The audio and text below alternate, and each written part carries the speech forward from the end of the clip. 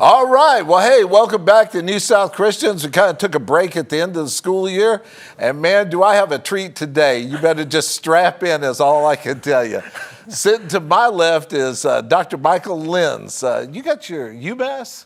Is that where you got your degree? Yeah. Yeah, Yep, UMass PhD political science, right? Yeah, did. political science, taught at 3-4 different colleges. Man, I've been all over. I've been making my run, right? He's been on the spiritual journey, right? So I thought it would be great to have him because obviously you've been teaching Gen Z at different locations, so it's kind of put it together. You and I are friends. We keep in touch and stuff. So when I found out he was going to be coming through, I thought, man, we got to snag him when we can. Man. So we're here to talk about anything and everything, right, brother? Man, it is awesome to be here with you, Dan. Okay. Man. You are the man. So tell me how you would, since this is called New South Christians, I didn't really know if I told you where this comes from, but it's the idea this used to be the hardcore conservative Bible Belt. Well, if you hadn't looked around, it ain't that. That was left town. There's still some remnants left behind, but it's a big change. And then Gen Z, you deal with it in class and stuff, because I know you talk about everything. And it's just, I don't know, man, it's a different world. So trying to make sense out of that and with your perspective and kind of where your journey you've been, your take on stuff. So I don't know, you want to identify spiritually where you are and then we'll go from there. Absolutely. So, so spiritually speaking, for me, there is 100% a higher power. Yeah. I have had too many direct experiences, Dave, to name today, but there's been enough direct experiences to let me know that there's a higher power and we're in direct connection with it. All right. And it's in direct connection with us. Uh-huh. And I've been really interested in kind of like the synthesis of like Western Christian mysticism and then like the East. I'm really into like kind of the Buddhist path and the Hindu path. And I got, on my spiritual journey, there's been, I kind of came to it about like 12 years ago, actually, when the first time I moved to Nashville, I got involved in a meditation center. And of course, nature has always been a great source of connection for me spiritually too. Some would say that like I've been influenced by, I guess, like a lot of the spiritual traditions of the hippies in the 60s and 70s. Right. And like Ram Dass is dear to my heart, and all the kind of spiritual traditions that came out of there. Yeah. Well, it's funny, Michael and I were talking the other day, and we were talking about the movie, the Jesus Revolution. Man, that's a great movie. Yeah. Anyone who has not seen that movie, right, Dave? We were talking about that. Yeah. The Jesus Revolution is one of the best movies. Yeah. And it's like the grassroots, like true, authentic connection with Christ. Right. Not this like institutionalized religion. Right. But it was like the living spirit. Man, that movie was great. Yeah, and one of the reasons why I brought that up was simply because there's, in a lot of the guests that we've had, a lot of the young people, they always identify not so much with the movie, but they identify with the theme. They want a real relationship with the Spirit, with God, etc. It's like, okay, it's fine to go in and have, good music and stuff like that, and they'll have a coffee bar and they'll have this and that. But when it comes to having a true relationship, they just feel like I'm at a concert and I'm not really connecting. And so, I don't know, do you sense that? Or Man, they're done. The young people, they're done with the churches, right? Yeah. They're done with somebody else trying to tell them what spirituality is. They want to find it themselves, Dave. And we were talking about this before the show, they're hungry, right? They're hungry for connection. Right. And I gave this like talk at the college I teach at now, and maybe there were 35 people in the audience, and I asked them, I go, how many of you identify as like traditionally religious?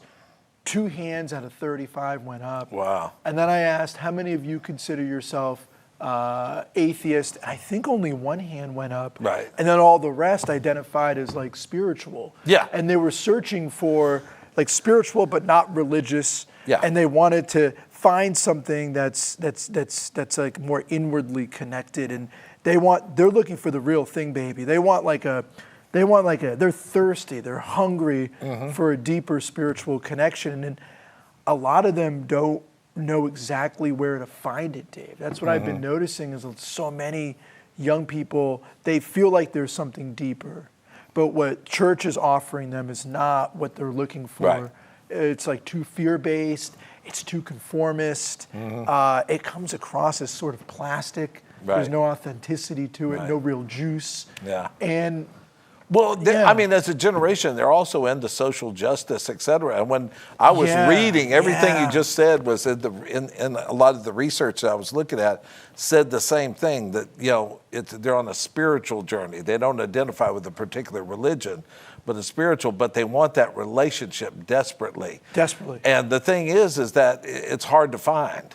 And Well- they talk a lot about, like you go to church and you check a box, here's our attendance. But really on the other side, they're looking for disciples, people to disciple them, to have a deeper walk and a deeper meaning, et cetera.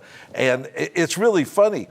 Some of the other statistics they had is like there's about 1 million people a year leaving the church. Yeah. But of Yep. the people coming back to church, it's now men, not women. Yep. The women are leaving. They're leaving, they're gone. And the men are coming back, and they're talking about the impact that's having on relationships and all kinds of stuff. Well, yeah, the women have more. What I've been seeing, especially among like the Gen Z, a lot of the women are becoming more interested in kind of the New Age path. I don't know, like New Age spiritual traditions. That could be like a mix of like Vedic and Christian mysticism or Wiccan. It's wild. It's all over. It's all over the place. It's all over the place. And Yeah. the men you see are trying to come back a little bit into traditional Christianity, and there's a disconnect. There's an absolute disconnect. But one thing I have seen that's kind of wild, Dave, and is a lot of people, a lot of young people, are beginning to experiment with psychedelics. Oh, really? And I'm not advocating that, nor am I not saying no, right? But for many people, like the 60s and 70s young people, it's like an introduction to spirituality. I found that a lot when I was teaching out in Colorado. Right. There were psychedelic exploration groups on campus where they'd come and talk about it and their experiences with psychedelics. So there is that starting to happen again. And I actually think, Dave, that among the young people, they're ripe for something sort of similar to what we saw in the 60s and 70s, like a major grassroots spiritual revival.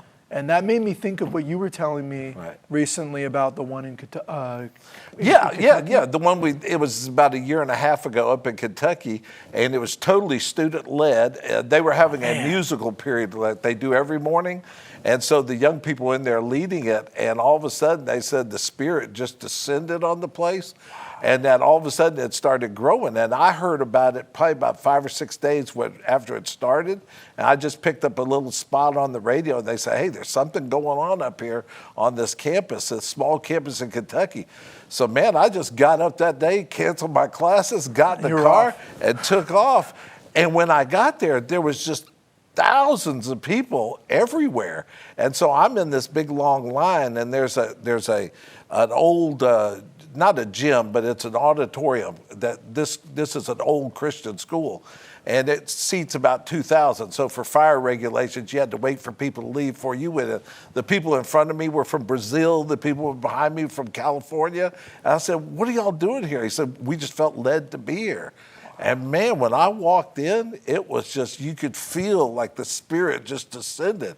And that thing went on for weeks, 24/7, never stopped. That sounds a lot like It was awesome. That sounds awesome. That sounds a lot like what we were just saying before, like the Jesus Revolution. Oh, absolutely, yeah. People that were following a different path all of a sudden get up and they, feel this, spiritual descent on them, and then they just go from there. So it was great. Man, they're hungry. It was great. I mean, I was just like, oh my gosh, this is just awesome. I mean, they're hungry, and no one is building. No one is. I'm not sure if people in the older generations are aware of how hungry they are, and the conditions, like I said, are perfect, Dave. You've got, anxiety, crazy.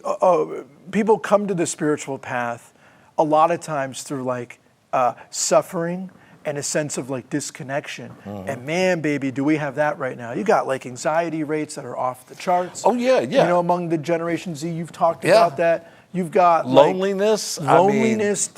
Suicidal, suicide rates are like at record highs, depression. I mean, Dave, you've probably seen in your classes. Oh, yeah. The amount of like forms you get at the start of the semester with people with accommodations for anxiety and depression. I mean, it's off the charts. And then they've lived through the era of school shootings. Yes, and pandemic. then the pandemic. They're kids that were born after 9/11, an incredibly traumatic event. I mean, and then they have all the disconnection with the phones. I mean, people are, Dave, I mean, people they are obsessed with the phone. They're obsessed with these phones. And what we don't, and on one hand, it's made them like the most knowledgeable generation. They know what's going on. Right. I think it's what led to them being so involved in social justice, because they have the news at their fingertips. They see what's happening in the world. But the downside of that is they're completely disconnected with each other. There's no sense of connection to each other. Our biggest problem is trying to form community. It's not there. There is no community. There's no community. You can't, and it's sad. And then, like in class, with this one particular class I really liked last semester, we were kind of talking about it, and then we were talking about, because it's personal, so I don't try to do that too much, but we were talking about, I'd read a statistic that they said of the people 18 to 25 or 26, barely any man has asked a woman out on a date over that time frame. So, and I'm like, so what's the deal, people? So you're not dating? You don't ask them to date? And this young man who rarely talks stood up and said, no, I feel like I'm on a quiz bowl and I have to answer certain questions, and if I don't answer them correctly, it's over.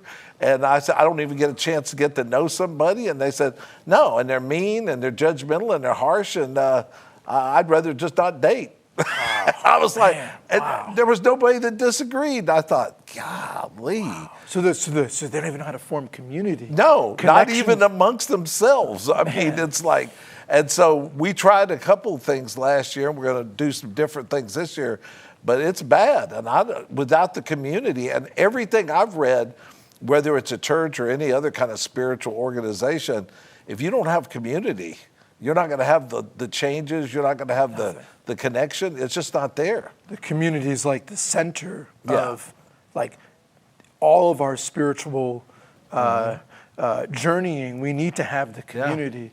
Yeah, and that's not there. And so the conditions are perfect for these kids to have this like profound spiritual revival. Right. I think it's about to happen, Dave. I think it's going to be like a wave, like an explosion of consciousness that we're about to see. Yeah, but I always go back to relationships, though. Yeah. I mean, how do you they were talking about, like the men and women.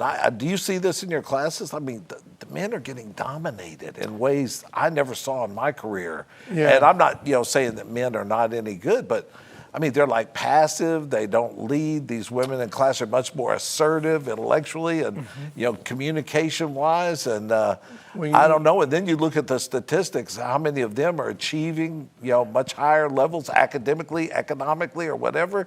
And so is there going to be an imbalance in relationships? And so, one of the, I mean, I don't know where we're going with that. I mean, one of the ironic things, this might be controversial, but one of the most go for it. One of the most ironic things about all of the diversity, equity, and inclusion movements that's been like the rave on college campuses is, they talk about groups that are falling behind and falling through the cracks. Right. One group that gets no mention, perhaps ironically here, is young men. And young men have, Dave, I've seen it with my classes. Graduation rates are down, completion rates are down. Yeah. I mean, I see it in class. I'm like, can we have a male step up? I mean, do you have an opinion?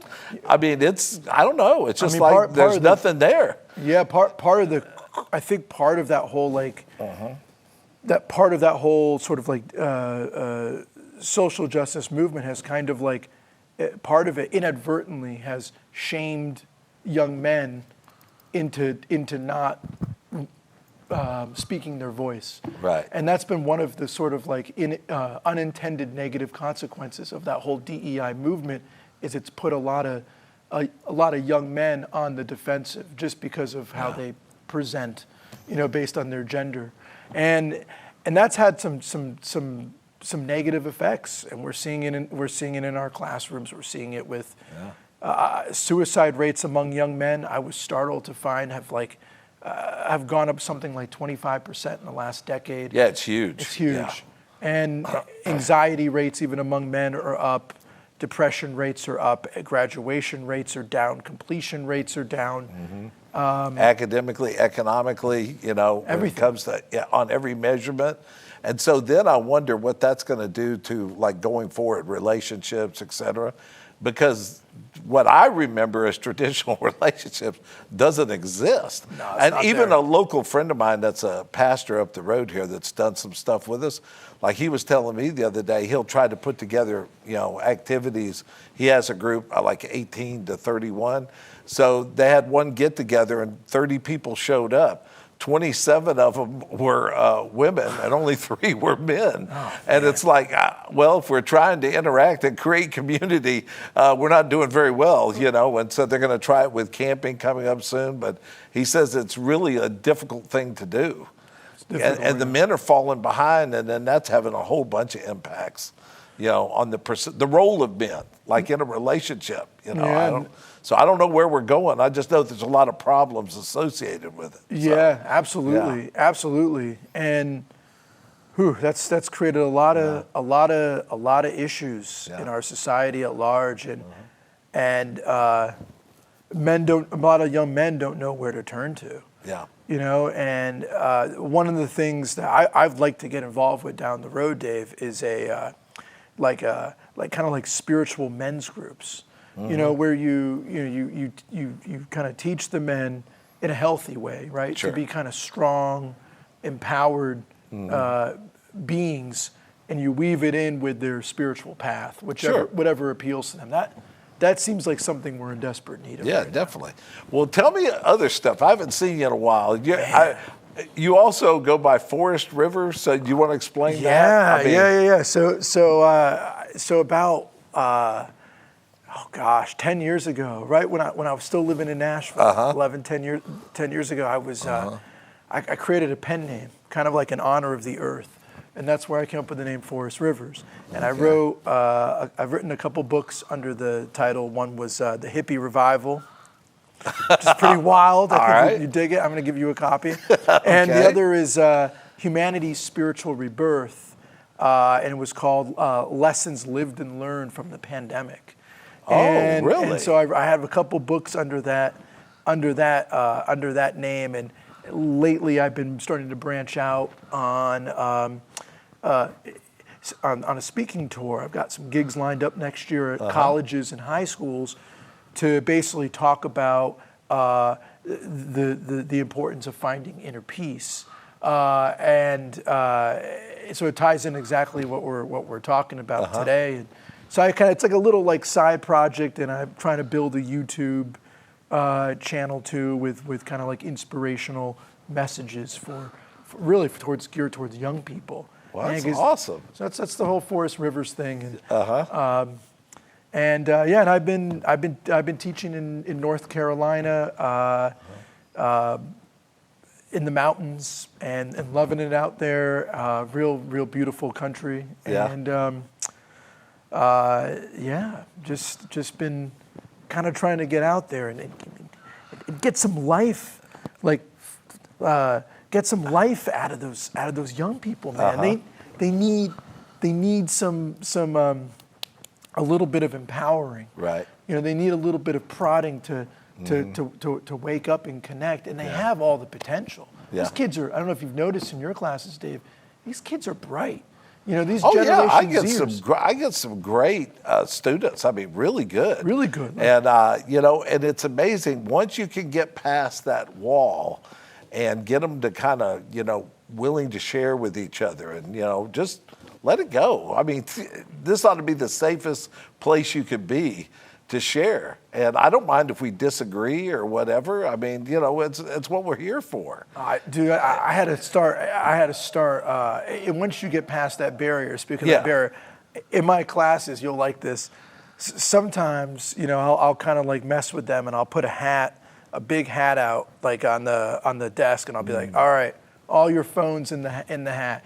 You get them back in 5 minutes after I see some connection in the class, while I'm firing up the notes. So it forces them to all sort of like talk to each other, you know, and you know, and they're So hold the phone hostage as a means. the phone is a hostage until they connect. Then once they start talking to each other, they can have their phones back. Right. But man, you just got to break past that barrier, and once you do, you see how I've said it, how hungry they truly are for some sense of deeper connection, and they want an authentic connection to spirit. Yeah. And they don't want this like plastic. We're going to tell you how you're going to engage your religion and spirituality. They want the real thing, baby. They want to experience it directly. Well, and that was that whole thing about discipleship. If you're just wanting to get a bigger church and say we have a mega church, that's one thing. But the people there want some authentic. They want a relationship with God, and they want that spiritual relationship, and that relationship right there, and then create community, and then disciple each other. You know, that's the idea, that I don't just, you know, pat you on the back, we go to church together, good, hallelujah. No, we have a relationship together that we build on. Yeah. You know, and share, in this case, the student that was saying this was, you know, his belief in Jesus or whatever. And that's what he wanted to share with people. And then that creates community and then grow from there. But I mean, on this campus, I can tell you, ever since the pandemic, it's been hard. To build community. It's just. Found that too. People, I mean, it's like they're here, they're sitting in class, but it's like they're not here. They're not here. And then if you work with them long enough, some classes do embrace it. You know this from teaching. And it's awesome. And the problem is, once you finally get it going, the damn semester is over and it's done. It's gone. But then you hope they'll take that down to the next place they go and hopefully open up and go a little faster. So, man, I've had the same experience. Since the pandemic, it is like pulling teeth to build community on our campuses, man. It's so hard. But before it, though, I had a really positive experience building that kind of spiritual community that you're talking about. We started, I did it here too, Dave. I did it here at Vol State, where we had your lectures were packed. I mean, lectures. I tell people that, they can't believe it.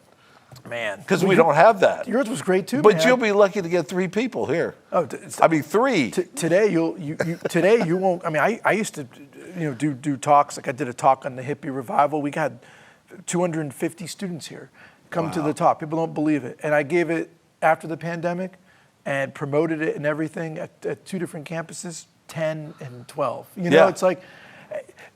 But one thing that I found worked is we started up right before the pandemic at school I was teaching at in Colorado. Me and another student started up these like mindfulness meditation. We called it a peace hour, and we had it for 1 hour once a week. And it started with like 10 people, and by the end of the year, it had grown to almost 100 people.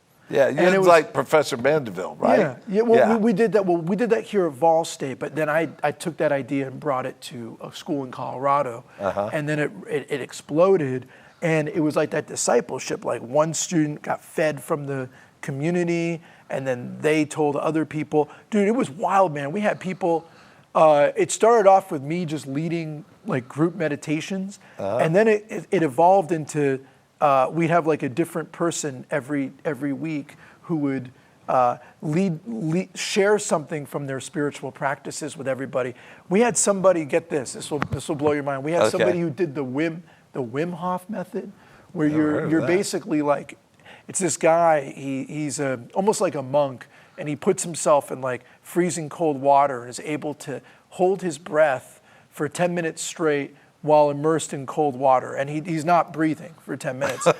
And so we had things like that happening, and we had people coming in and sharing their psychedelic trips with us, and then we had, like a student who ended up being. We found out she was a yoga instructor, and she led us through her practices. And man, watching that community grow, everybody was there for each other. There were, people were sharing their different spiritual faiths. Everybody came from different backgrounds, Right.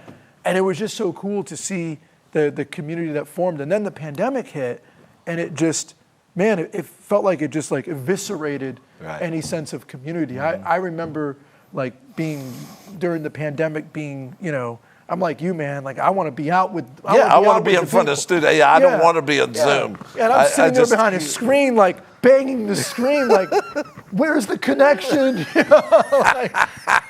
Zoom didn't do it for me, man. Like they didn't. No, Zoom didn't do it for me. I ended up building a picket fence around my farmhouse with post hole diggers, and I'd dig a few holes, go in and lay down, just chill out, and then go back. I had nothing to do. Man. And it was wild. It was crazy. And the Zoom was just, I love getting a check, but other than that, there was nothing good that came out of it at all. And it wasn't good for them, man. It was horrible. It was bad for us as the teachers and the students, man. I didn't even feel like we were really earning our paycheck. Oh, no. I think that's pretty obvious. Pretty obvious. And, the students, they were like isolated. They're even more behind their screens, man. It was a pretty rough time. But I think maybe now we're far enough away from the pandemic where the young people are starting to realize, man, we need something. We need to be fed. And that's something's got to happen but it's the great opportunity too, is what I look at, because if the right person comes along with the right message, and you get that community going and you connect, I think everything's possible. But getting that is just. You just don't snap your fingers and it happens. No.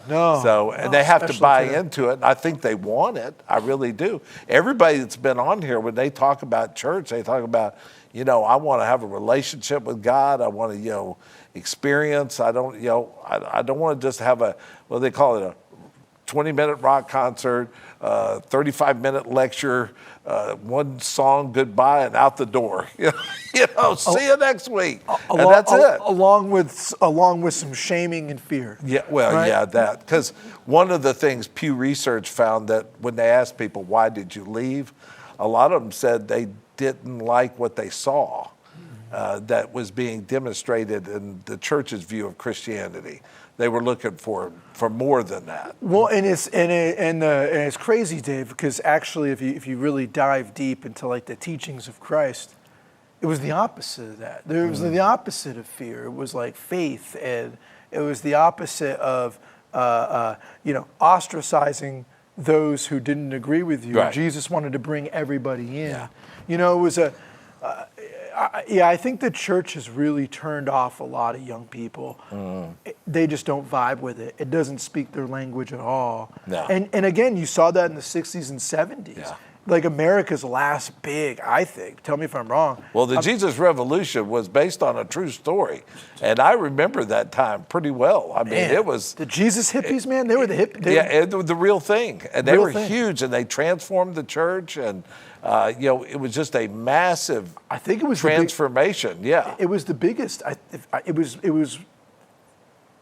the biggest spiritual revival that we had seen in absolutely. half a century. And many people I talk to that are in church or whatever, that are older, that have read about this, they believe that's what's coming back. That's what will save us. So anyway, I think so too. Yeah. All right, well, man, dude, you got anything else you want to share real quick? Let's go eat some food. Yeah, man, let's go do that. No, this is awesome. I think this this podcast is great, man. I'm glad you're doing this. All right. Well, listen, before we go, we always end on a positive note. Yeah. So just anything you want to share? Yeah. So I think in spite of all of this chaos that we're seeing in the world right now, right? All of the madness that we see in our politics, that we're seeing in our society right now. One could look at it and think it's societal breakdown, right? It's pretty crazy. Yeah. But I'd like to leave everybody with this thought, that maybe we needed to get to this point to kind of wake us up. Yeah. And out of this kind of like darkness will come light, Yes. right? In other words, we needed to go into this total chaos in order to have a great like awakening and expansion of our consciousness. And I think that that's what we're about to see. It's going to get very, very interesting in a positive way, I think. All right. Well, dude, that is good. Well, listen, that's about all the time we have right now.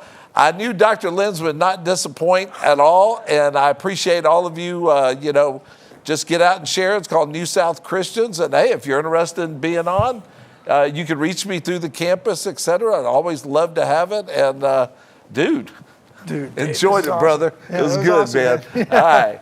Take it easy. Have a happy day. Take care.